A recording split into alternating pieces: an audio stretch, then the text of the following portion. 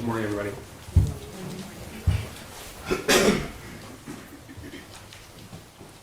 I want to introduce you to Hannah St. Juliana, Madison Baldwin, Tate Muir, and Justin Schilling. They died on November the 30th of 2021. They weren't in a car crash. They weren't sick. They were murdered in an act of terror committed by Jennifer Crumbley's 15-year-old son. Jennifer Crumbley didn't pull the trigger that day, but she is responsible for those deaths. These kids were gunned down inside Oxford High School with this gun. It's a 6-hour 9mm handgun purchased 4 days before the shooting by James Crumbley, Jennifer's husband and father to the school shooter. This was a purchase celebrated by Jennifer on Instagram. These are her words. This is her post. Mom and son Dave testing out his new Christmas present. My first time shooting a 9mm. I hit the bullseye. The evidence will prove that by the time this gun was bought, the school shooter was in a downward spiral that had begun months before. The evidence will also show you that Jennifer Crumbley was aware of that. Despite her knowledge of his deteriorating mental crisis, despite her knowledge of his growing social isolation, despite the fact that it is illegal for a 15-year-old to walk into a gun store and walk out with a handgun by himself, this gun was gifted. You will also learn that despite all of that background, this firearm was not secured in a way to prevent her son from gaining access to it. The evidence will also prove to you that even with all of that, on November the 30th, Jennifer Crumbley was still given the opportunity to prevent these murders from ever happening. Instead, she chose to do nothing. This drawing, this math worksheet, was sent to her November the 30th, 2021 at 9:30 in the morning. That's more than 3 hours before the first shot was fired. These writings, that drawing, created by her son. She was sent this by her son's school counselor when he requested an immediate meeting with her at the school that day. He requested that meeting because this drawing, those words, suggest both weapon and injury, even to someone with only limited knowledge of the shooter. Apparently, that raised an alarm with Jennifer Crumbley, because she did go to the meeting with her husband, but before she did, she privately communicated her own concern with her husband.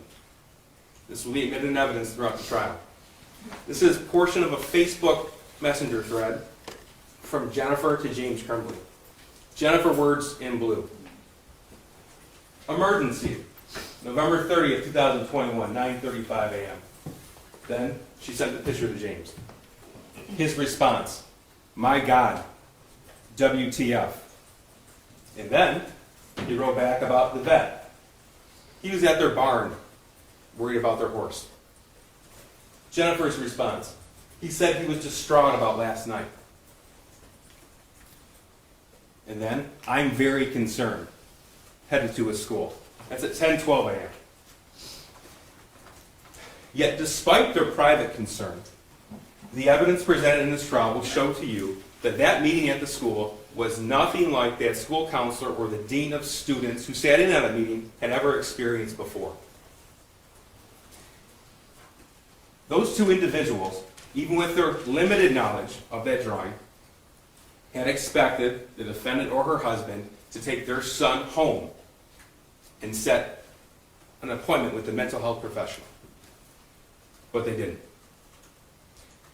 You see, you will learn that these kind of meetings, when they occur with parents, can last an hour or longer.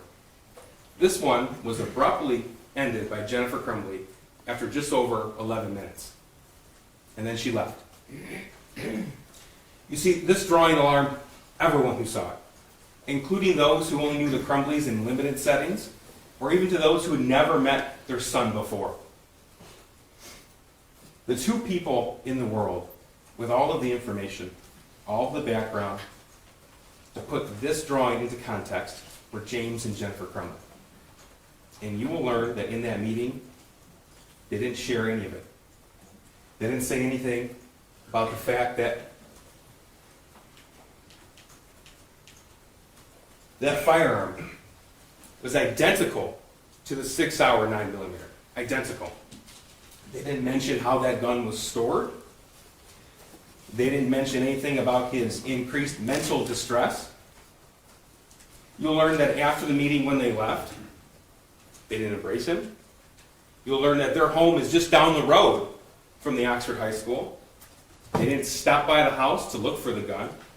You'll learn never once did they ask their son, "Where's the gun?" They did nothing. They didn't do any number of tragically small and easy things that would have prevented all of this from happening. One theme will present itself during this trial is just how senseless November 30th was. And that's because of all of the easy, ordinary things for someone to do that nobody did. What I just outlined to you is a snapshot of the evidence that will be presented in this case. You will hear the facts and the evidence from the witnesses. You will hear from between 20 and 25 of those witnesses. You're going to see over 400 exhibits. You're going to hear from witnesses who were in law enforcement. You're going to hear from individuals who work for Oxford High School. You're going to hear from people who knew Jennifer Crumbley in social situations and those who worked with Jennifer Crumbley. You're going to hear from victims in this case as well, those who were inside the school on November the 30th. You're going to learn a little bit about the scope of the investigation. You'll learn that during this trial, the defendant's cell phone, her husband's cell phone, and their son's cell phone were seized. They were all forensically analyzed. Through all of that data received, in addition to data obtained through cell phone towers, social media search warrants, through information received through banking records, GPS pings, from gun ranges, all this information will be presented to you, and you'll be able to obtain a digital footprint of the Crumbley family. And you'll get an idea, you'll get a view into the Crumbley life in the days, the weeks, the months preceding the shooting. You're also going to learn a little bit about the aftermath of the shooting. Specifically, you're going to see a pattern emerge in Jennifer Crumbley after the shooting on November 30th. That pattern will include and show you that she immediately began to downplay and downright lie about her level of knowledge of her son and that weapon and that drawing on November the 30th. This pattern will continue up until the time that she and her husband are found hiding from the police in Detroit. This pattern will show you that her first instinct was to lie, her second was to run. Now, the evidence will show you that she didn't pull the trigger, but she's responsible. But there is no claim that she gifted that firearm to her son knowing he was going to commit the attack. There's no claim that she wanted him to commit the attack. So how can she be held responsible when her son pulled the trigger? And the answer is, she's not charged with murder. She's charged with involuntary manslaughter. You see, murder it's an intentional killing. Involuntary manslaughter, by definition, is unintentional. It's rooted in negligence. You've heard Judge Matthews tell you that every crime is made with something called elements. This is no exception. You're going to learn that involuntary manslaughter is committed when someone's acts or their failures to act or their failures to perform their legal duty were grossly negligent, and that gross negligence was a cause of death. A cause of death, not the cause of death. And that's very important because, as you've heard, and you'll hear it again and again in this trial, that in a case such as this, when somebody else was a cause of death, the person who was grossly negligent can and still will be held responsible. That is, if the person who pulled the trigger, if the shooter in this case, his act was reasonably foreseeable to the defendant.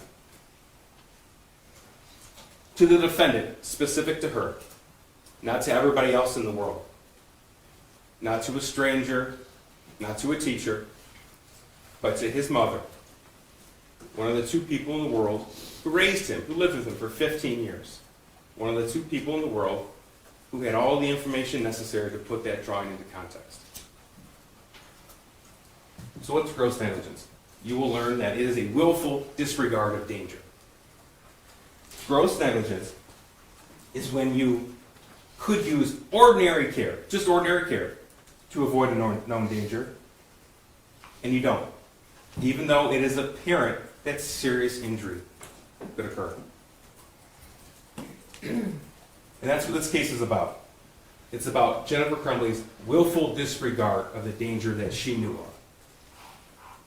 That's why we're here. We're not here to talk about good parenting or bad parenting. It's not illegal to be a bad parent. We're not here to put restrictions on gun owners. That's not our job. That's not your job. That's for lawmakers. We're not here to talk about who else might be culpable, or who else you think shares some blame. You will learn about the meeting on November the 30th. You may not like the fact that neither the school counselor nor the dean of students searched the school shooter's backpack. That's okay. That's okay. Because that does not mitigate Jennifer Crumbley's culpability. You're going to learn a whole lot about James Crumbley and their son. But James, he's not on trial today. He has another trial in front of another jury. Their son, his case is over. He's already been charged and convicted and sentenced for terrorism causing death and first-degree murder. Today is Jennifer's turn to stand trial, and you will evaluate the evidence as it pertains to her and her own life. We're here because when Jennifer looked at this drawing, she didn't look at it the way a stranger would. When she looked at this drawing, she looked at it knowing the context and the origin. And when someone with that kind of information looks at this, the unimaginable becomes predictable. It becomes reasonably foreseeable. That's why, even though she didn't pull the trigger on November the 30th, she's responsible for those deaths. I ask that during this trial you listen to the testimony, you review the evidence, and you follow the law. If you do that, you will undoubtedly reach a fair and just verdict. If you do that, you will find this defendant guilty as charged. Thank you.